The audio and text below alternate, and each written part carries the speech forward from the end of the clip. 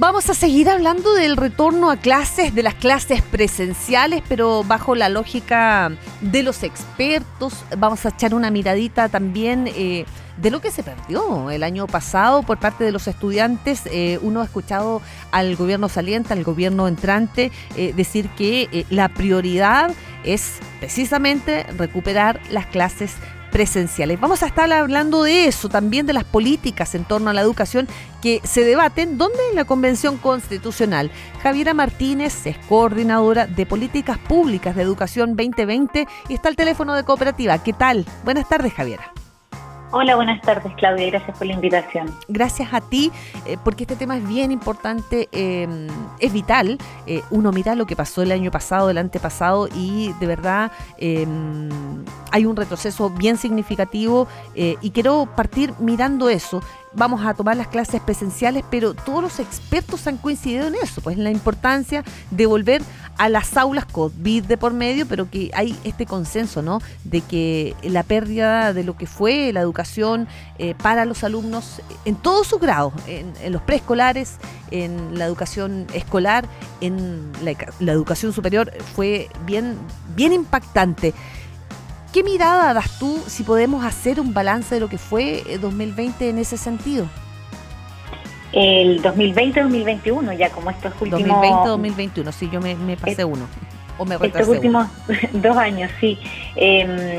Mira, en particular en el caso de Chile, nosotros fuimos uno de los países que tuvo mayor número de semanas los establecimientos cerrados, ¿no? En promedio unas 70 semanas. Y lo que sabemos de eso también es que quienes más se demoraron en abrir a las escuelas a las que más les costó como asegurar las condiciones y poder retomar la presencialidad son los colegios municipales. Nosotros teníamos, por ejemplo, que cerca de agosto del año pasado, el 100% de los establecimientos que dependían de los servicios locales de educación pública, que es una nueva administración pública, los particulares subvencionados y los particulares pagados estaban abiertos, versus el 60% de los municipales. Y ahí en el fondo nosotros sabemos inmediatamente quiénes son los más afectados por eso, porque generalmente quienes asisten a la educación pública o la educación municipal son los niños de niveles socioeconómicos más bajos. Y también, por otro lado, lo que sabemos es que son quienes tienen mayores problemas de conectividad, tienen peor acceso, claro, por ejemplo, a dispositivos en su casa o acceso a Internet. Entonces, hay un tema que tiene que ver con que la educación virtual profundizó de alguna forma y la falta de presencialidad estos últimos 2 años profundizan las desigualdades que ya existen en Chile, como desde un punto de vista más de quiénes son los que se vieron más afectados. Y pensando en el general de niños y niñas y adolescentes, la escuela cumple un rol súper importante, no solamente desde el punto de vista del desarrollo cognitivo o más intelectual, por decirlo de alguna forma, sino que también es importante para el desarrollo socioemocional, para generar vínculos con los pares. Entonces ahí ya hay una serie de evidencia que habla de la importancia que tiene la escuela como un factor de protector de la salud mental de los estudiantes. Entonces, por eso también la importancia del retorno. Y otro elemento que no hay que dejar de mencionar, ¿sí?, tiene que ver con que en Chile las escuelas cumplen un rol mucho más allá de lo educativo. O sea, es a través de la escuela, por ejemplo, que se canalizan servicios y ayudas sociales a las familias de menores ingresos, la alimentación, la alimentación, exactamente, la derivación al sistema de salud, de atención primaria, por ejemplo. Entonces, y sin considerar que en el fondo como tener a los niños y niñas en la casa es una complicación para que las familias se puedan volver a organizar para trabajar, ¿no? Entonces, el problema económico más grande que genera a nivel de país. Entonces, claro, desde todos los puntos de vista es sumamente importante este retorno desde marzo, ¿no? Oye, Javiera, uno puede hacer una conclusión quizá chiquitita, pequeña, en términos de que se perdió. En una palabra, si lo queremos decir. ¿Cómo pueden plantearse en los colegios cuáles serían las mejores técnicas, las mejores herramientas para, en general, los establecimientos? Si quieres, nos podemos concentrar en todo caso en los municipales que tuvieron, como tú decías, las mayores pérdidas respecto de los avances de sus alumnos. ¿Cuáles deberían ser las mejores herramientas o las fórmulas para que los colegios puedan recuperar, puedan nivelar, puedan reactivar sus planes educacionales de buena forma? Porque uno entiende, uno sabe que, claro, se promovieron los alumnos pero en general el conocimiento adquirido fue significativamente menor. Sí, mira, a fines del año pasado yo te contaba que, claro, en agosto todavía faltaban municipales por abrir, pero ya a fines del año pasado nosotros teníamos acerca del 100%, el 98% de las escuelas estaban abiertas, pero había un problema con la asistencia. Lo que vemos es que en los datos agregados, que cerca del 50% en noviembre del año pasado de los niños estaba asistiendo a clases y de nuevamente es más alta la asistencia en colegios particulares pagados que en los establecimientos públicos, ya sean municipales o de servicios locales o en particulares sancionados. Entonces ahí yo te diría que un primer tema importante para trabajar este año va a tener que ver con el tema de la asistencia. Asegurar que niñas y adolescentes vayan al colegio. Y para eso es sumamente importante lo que nosotros hemos escuchado en el último tiempo que han dicho los alcaldes en los medios, que tiene que ver con fomentar la comunicación y el diálogo con las comunidades educativas, con los apoderados y las familias, para en el fondo como poder escuchar sus inquietudes, quizás sus aprensiones de por qué ellos decidieron el año pasado no enviar a sus niños a clase, y también entregarles la seguridad, comunicarles, informarles las medidas que se están tomando desde la escuela, desde los municipios, para que en el fondo las familias se sientan seguras y poder así aumentar la asistencia. Yo te diría que ese es como un primer desafío importante, como asegurándonos que las escuelas tengan las condiciones de trabajar en torno a la asistencia. Bueno, entonces... Hay otro tema. Sí, te escucho. Y un segundo tema tiene que ver con el tema de la conectividad y la modalidad híbrida, porque cuando los protocolos que existen hoy es que si una persona, por ejemplo, no sé, pues en el trabajo, si una persona es un contacto estrecho, claro, o es un caso confirmado, es una persona que se tiene que ir a cuarentena, y eso mismo va a pasar en las escuelas. Entonces, de ahí la importancia de no descuidar la modalidad de clases a distancia, porque probablemente una escuela entera no va a volver a cerrar si es que los casos están en un curso en específico, pero si en ese curso hay un posible contacto estrecho o un caso confirmado, el curso probablemente va a tener que pasar a cuarentena. Entonces ahí es sumamente importante que no solamente las escuelas, sino que también los sostenedores, los municipios, los servicios locales puedan apoyar con dispositivos electrónicos y acceso a internet para que los niños puedan continuar con el aprendizaje a distancia. Y un tercer factor yo te diría que tiene que ver con las medidas ya que se toman, como tú bien decías, como para recuperar o para reactivar los aprendizajes. Y ahí probablemente va a depender de la realidad de cada escuela, ¿no? Pero y de las evaluaciones que las escuelas hagan de dónde están sus estudiantes en términos de aprendizaje. Probablemente algunos van a tomar opciones de tutorías, por ejemplo, o un acompañamiento más directo con mentores. Nosotros creemos que es súper importante en ese proceso no descuidar que el aprendizaje tiene que ser integral, ¿no? Porque puede haber quizás un énfasis o una necesidad de reforzar, no sé, lenguaje, matemática, y ahí creemos que es muy importante que las escuelas se den espacios también para el desarrollo en otras áreas, para que este año también haya espacio quizás para reactivar lo que tiene que ver con la salud y el estado físico de niños y niñas, sí, también pues con lo artístico. Que también dejó una gran brecha en los menores y en la población en general.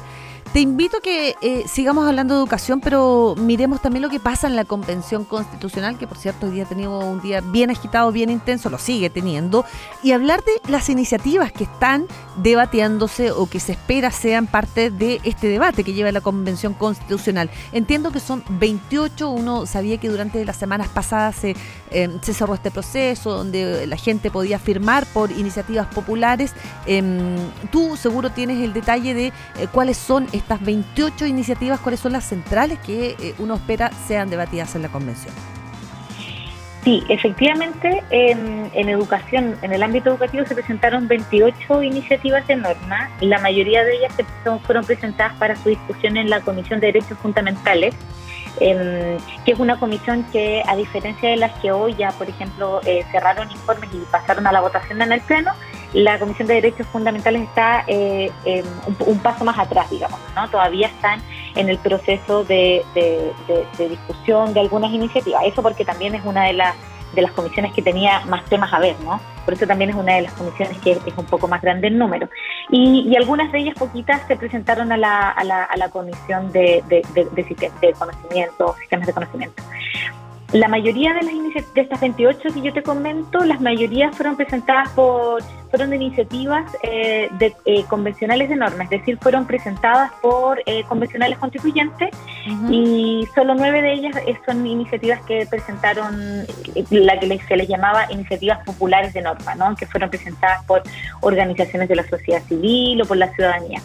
Nosotros en Educación 2020 hicimos un análisis de estas 28 iniciativas que lo pueden encontrar en la página, en el mini sitio web que nosotros tenemos, que se llama Educación a la Constitución, educacionalaconstitución.educacion2020.cl, y ahí lo que vemos es que en general existe como cierto grado de consenso respecto de los temas que abordan las iniciativas, y por lo mismo son los temas que nosotros esperaríamos que se discutieran a nivel constitucional. Tú decías son 28, pero uno puede enumerar 3. Yo sé que es egoísta decir pedir 3, sí, pero en pos del tiempo también, ¿cuáles serían las 3 centrales? Sí, bueno, nosotros como Educación 2020 participamos de la elaboración de una de estas iniciativas populares de norma que presentamos junto a Acción Colectiva por la Educación, que somos cerca de 20 organizaciones de la sociedad civil que trabajamos en el tema educativo. Entonces ahí evidentemente la primera que te menciono es en el fondo de la que nosotros somos parte, y que para nosotros nosotros cuando analizamos el resto de las iniciativas vemos que hay bastante consenso en los temas que abordamos en esta iniciativa popular de norma, y que tiene que ver con que la Constitución tiene que definir los fines que tiene la educación. Por ejemplo, que hoy en día en la Constitución vigente, la del 80, están súper centrados como en los fines más individuales, en el desarrollo individual, y lo que se propone y lo que proponen varias iniciativas junto con la nuestra es avanzar hacia una definición de los fines, no solamente como en el fin individual, sino que también en el aporte que hace la educación a la construcción de una sociedad más democrática, al bien común. Lo segundo, yo te diría que tiene que ver con que en la Constitución, en la discusión, se aborde la importancia que tiene que tener un Estado garante del derecho a la educación. El derecho a la educación en la Constitución del 80 no estaba garantizado, entonces es sumamente importante que en el actual texto constitucional ese derecho se garantice, y también que se le devuelva al Estado la responsabilidad, no solamente por financiar educación, porque posiblemente la gente ha escuchado esta noción como del Estado subsidiario, donde el Estado solo financia proyectos, pueden ser particulares subvencionados o la educación pública, pero no administra educación. Entonces, nosotros lo que proponemos, y lo que proponen otras iniciativas también, es que el Estado vuelva a tomar ese rol, no solamente que financie, sino que también administra un sistema de educación pública. También la importancia que tiene en el nuevo texto constitucional establecer que las familias tienen el derecho preferente a escoger, siempre supeditado en el fondo a la autonomía progresiva y al interés superior de niños, niñas y adolescentes.